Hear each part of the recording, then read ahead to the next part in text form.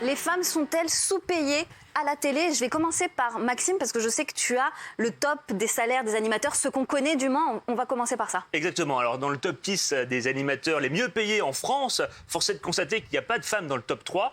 Mais il y a Jean-Luc Reichmann, qui a une visibilité quotidienne, avec une audience qui n'a pas baissé en l'espace de 10 ans. Ensuite, c'est Nagui. Alors, attention, ce sont des sommes qui ne comprennent pas forcément toutes leurs activités parallèles, d'investissement. Bien sûr, là, on est juste sur la présentation d'une émission en salaire mensuel. Exactement. Laurent Ruquier. Et finalement, la première femme, c'est Karine Le Marchand avec 30 000 euros. On ne peut pas dire que les femmes à la télévision sont sous-payées parce que ce sont des sommes énormes. Même chose pour Marie-Sophie Lacaro, qui est au JT 13h. En face, son collègue Julien Bugier est beaucoup moins payé parce que c'est sur le service public. Donc il faut faire attention parce qu'il y a des grilles de salaire en fonction de la case, de la chaîne, de la notoriété. Et en cela, c'est ce qui fait l'équilibre. Et pour répondre juste pour les Miss France, parce que c'était le début du débat, ce n'est pas un emploi, mais un concours. Et de ce fait, Alexia Laroche-Joubert, la productrice, a tout à fait raison. Il ne faut pas que l'argent, ça devienne une priorité pour faire ce genre de concours. Oui. Malek Delévé. Non, mais dans ce cas-là, tu me dis si je me trompe, c'est toi le journaliste média, les candidats de télé-réalité sont aussi payés. Ils sont payés parce que c'est un job, mais ils ne font pas de concours. Je suis désolé, mais être candidate à Miss France, vu ce que ça implique, l'exposition, le cyberharcèlement qui est possible après, je suis désolé, c'est aussi un job. Et pour un concours qui se dit maintenant féministe, le premier acte de féminisme, ce serait peut-être de bien payer les candidates. Et une chose, on parlait tout à l'heure de ce qui s'est passé à la BBC avec Samira Ahmed qui était payée donc 500 € quand l'autre était payé 3500. La justice a constaté donc la discrimination par le genre. Ce qui est bien, c'est qu'elle a eu un petit accord financier avec la BBC, donc elle a pu prendre son oseille et ça c'est très cool. Mais surtout, il y a 700 employés EES, femmes de la BBC, qui ont pu avoir une augmentation de salaire grâce à ça. Et il faut absolument aller en ce sens-là. Nadjet, vous d'ailleurs, vous êtes Miss, vous avez participé à Miss Monde. Je suis pas d'accord avec toi, avec tout le respect que j'ai pour toi, parce que... Vous dites moi Non, Malek, je suis pas d'accord avec Malek au fond. Et je vais dire pourquoi je vais argumenter. Parce qu'en fait, déjà, pour revenir au Miss, pour moi, quand tu fais un concours de base, tu le fais parce que tu as envie de le faire et tu n'as pas à être payé ou avoir des sommes astronomiques. Et là où je vais argumenter, c'est qu'elles se plaignent de toucher 3 000 € par mois. Mais est-ce que c'est comme énorme. si moi, énorme. j'arrivais en touchant l'allocation adulte handicapé à me plaindre à toucher 900 € pour vivre par mois, alors que je survis.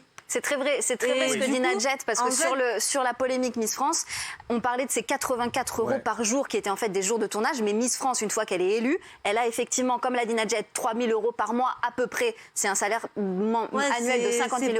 Elle a un appartement de fonction dans le 16e arrondissement de Paris, donc elle n'a pas de loyer et elle est dotée de plein de cadeaux, d'une voiture, etc. Des bijoux, et d'un abonnement à TV Magazine. Moi, je voulais dire que on parle plutôt des candidates. Juste pour terminer, après, pour revenir à les femmes sont sous-payées à la télé, je suis un peu partagée. Je rejoins Maxime et le reste de l'équipe.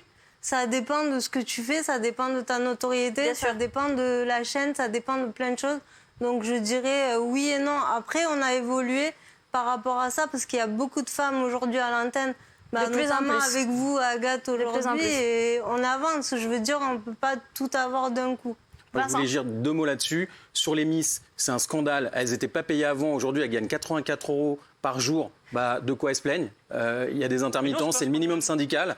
Et pour revenir sur le salaire général des femmes, Marie-Sophie Lacaro, certes, elle gagne beaucoup, mais quand on compare à Gilles Boulot, on regarde le salaire de Gilles Boulot sur TF1, Marie-Sophie Lacaro, elle gagne. Il y a le 13h et le 20h peut-être aussi. Peut-être aussi. N'ont pas les mêmes plus globalement, franchement, c'est inégal et il faut vraiment travailler là-dessus. Et que ce soit à la télé ou ailleurs, il y a une vraie inégalité et ça, c'est pas qu'on se va. 17% de moins quand même. Les femmes gagnent 17% de moins que les hommes en moyenne. Alors ça, c'est sûr que c'est un problème de société systémique, structurel. Mais pour parler de la télé, je ne sais pas si la télé est le meilleur exemple pour illustrer ce phénomène-là. Non, je ne pense pas parce que la télé, c'est véritablement... Enfin, moi, ça fait 25 ans que je fais ça et c'est vrai qu'il y a l'expérience qui compte, il y a effectivement la notoriété. 25 ans de carrière pour Sophie Coste. J'espère que vous l'avez noté chez vous. Elle ne les fait pas. Mais oui, j'avais 20 ans quand j'ai commencé. sur M6. Et c'est vrai qu'à l'époque, je me disais que je gagnais super bien ma vie. Bien sûr. Voilà, j'avais 20 ans et je gagnais très très bien ma vie. Et après, c'est vrai que je suis d'accord avec, je crois que c'est Magali Berda qu'on voit dans le reportage. Effectivement, par exemple, sur des métiers d'image, même si encore aujourd'hui, les actrices sont moins bien payées que les acteurs, en télévision et par exemple sur les réseaux sociaux, sur Instagram, etc., les femmes sont mieux payées, et dans le mannequinat d'ailleurs aussi, mode, oui. sont mieux payées que les hommes. Par exemple, je prends un exemple qui me vient à l'idée puisqu'on est sur C8, mais je m'avance peut-être un peu, mais je pense que sur TPMP, c'est une femme qui est la mieux payée. Je pense. Tiens. Et qui c'est? En chroniqueuse. Et donc, moi, je peux pense que c'est une savoir aussi. On va je écouter pense. juste l'avis de Charlotte quand même sur cette question. Alors oui, moi la première, carrément, je suis pas sous-payée. Je suis pas payée. Non, je rigole. Plus sérieusement, au même titre que les concurrents de Miss France, voilà, moi je fais ça pour l'expérience, pour les opportunités, etc. Donc moi, ça me choque pas que les Miss France soient pas bien payées. Je veux dire, je pense que c'est un mauvais raccourci que de parler du salaire général des femmes à la télé en comparant ceux de Miss France. Après, je pense que les femmes à la télé, trop souvent, elles sont réduites à leurs attributs physiques et non intellectuels. Par exemple, moi, je vois à mon niveau, 90% des commentaires, c'est sur mon physique ou mon look. Alors que quand je suis contre des mecs, Et on ressent quand c'était effectivement Pablo, le sexisme ici aussi. Pablo ou Anthony, il y avait aucun commentaire comme ça sur eux. Donc je me dis, c'est quand Ça même un dépend aussi de sexisme l'émission. Il banalisé. va pas y avoir les mêmes commentaires Oui, mais je sur me dis, Claire c'est Chazal, quand sur même, Faustine c'est Bollard. quand même symptomatique d'un Elle a sexisme raison, elle a banalisé. complètement raison. Sur cette émission, oui. Regarde peut-être. Rachida Dati, regarde les politiques. À chaque Non. fois qu'il y a une femme politique qui met un tailleur ou un truc, etc., on se permet de faire une réflexion. Si le JT de Alors Claire Chazal qu'on était le fait commenté pas, sur c'est Twitter, un ce serait que sexisme des banalisé, commentaires sur sa faut en venir à coiffure bout. et sur comment elle s'habille, comment elle se maquille. Il faut venir à bout de ce Totalement, sexisme ouais. banalisé, de c'est cette pas une société femme. patriarcale, ça décrédibilise les femmes. Forcément, qui dit moins de crédibilité, dit moins bien payé. Et il faut en finir avec ça. Il faut arrêter de juger les femmes sur leur physique, sur leur look. Quoi, elles sont chroniqueuses. Je veux dire, moi, là, je suis là en tant que chroniqueuse, pas en tant que décor, mannequin Mais tu décor. as complètement je fais raison. partie du Moi, je décor. trouve que, moi, on m'a déjà dit, par exemple, que si j'étais trop maquillée, ça allait me décrédibiliser. Voilà. Mais en quoi? Mais c'est pas normal. C'est pas normal d'entendre ce genre de choses. C'est vrai. Ça n'a rien à voir. Malek, je tu pense lèves que- la main comme un Mais bon gentiment, élève. comme un bon élève. Non, juste pour compléter, évidemment que si on compare au salaire moyen des Français qui galèrent, qui survivent juste de leur travail, Ah oui, non, bien sûr. évidemment que c'est indécent. Et ça, j'en suis bel et bien conscient. Par contre, si on prend juste Karine Le Marchand et tous les autres salaires, enfin le plus haut salaire, c'est 125 000. Elle est à 30 000, je crois. Bon, voilà, c'est Et l'écart. Jean-Luc Reichmann, aussi on C'est l'écart compare qui une m'inquiète. quotidienne. Jean-Luc Reichmann Après- est tous les midis à la télé. Karine Le Marchand, elle n'a pas une quotidienne tous les midis. Évidemment. Donc 125 000 parce qu'il travaille tous les jours du lundi au vendredi. Je vais faire mon beauf de service, mais sur les médias privés, je m'en fiche un peu. Mais sur l'audiovisuel public, on paye une redevance. Je trouve qu'en fait, les salaires des présentateurs, des animateurs devraient être rendus publics en toute transparence. Parce que c'est aussi notre argent. Et on verrait s'il y a des écarts ou pas. Et ça inciterait peut-être, je sais pas, peut-être France Télévisions ou Radio France à réduire les inégalités de salaire. C'est une idée. C'est une très bonne idée même. C'est parti. Si Delphine Arnaud nous Après, en regarde, tant que l'idée de personne Malek. handicapée, on les paye pas. C'est le seul avantage que tu as, j'ai envie de dire, les redevances télé. C'est vrai. Oui.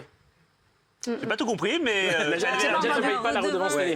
Télé, Ah, là, que d'accord. vous payez vous, nous, on je la savais paye pas. Ah, vous l'avez payé, Mais d'accord. Agathe, après, de manière générale, si les femmes qui ont des mêmes compétences que les hommes sont moins bien payées qu'eux et que c'est prouvé, oui, alors les femmes. Ah, bien sûr, sont, si ça se base sur la voilà. seule Les compétence, femmes évidemment. sont Mais c'est pas ça. assez payées. Si elles sont sous-payées par rapport aux hommes, oui, elles sont sous-payées. Il n'y a pas de débat sur Mais ça. après, Je veux ça dire, dépend le métier que tu fais. Là, on parle plus médiatique. C'est vrai que dans le monde de tous les jours, dans le monde dans lequel on vit, oui, il y a des femmes, elles sont sous-payées. Si tu vas par là, on a là-dessus, donné oui, une je info, suis c'était d'accord. 16,5% de Si elles sont- différence. Mais figurez-vous, par exemple, il y en a qu'aux États-Unis, Hélène DeGeneres, Oprah Winfrey, qui sont de très grandes animatrices de talk-show, elles sont beaucoup mieux payées que des Jimmy Fallon ou Jimmy Kimmel, qui eux aussi sont très, très établis aux États-Unis, qui ont leur talk show, qui sont des stars, littéralement. Mais les femmes sont beaucoup mieux payées que les hommes. Aux États-Unis. Totalement raison Elles là-dessus. sont honnêtement, hein, DeGeneres et Oprah Winfrey, elles sont. C'est les patrons. Il y a- Il y a c'est les personne patrons. au-dessus. Il y a personne au-dessus. Donc voilà. Donc là, c'est la valeur et c'est le talent. Véritablement, Ouais. je pense que là, c'est pas genré.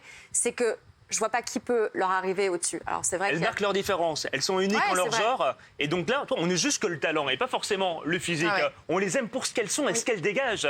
Donc, aucune ça femme, veut dire- aucune femme en Donc, France. Donc ça veut dire qu'en France, les femmes n'ont pas de talent. C'est ça que tu es en train de dire, Maxime? J'ai jamais dit ça. Ah si, Regardez, Désolé. elle a beaucoup de talent. Mais bien sûr. J'essaie Je ne parle pas d'Agathe. Agathe de ne pas le est prendre pour moi. talentueuse et très brillante. Mais Agathe, par rapport elle à ta sera au JT un remarque, jour. par rapport à ta remarque, tu es en train de dire qu'en France, les femmes n'ont pas de talent. Non, mais il y a plein de. pas Alors, il terrible. ne faut pas faire d'amalgame et pas de faire des a priori là-dessus.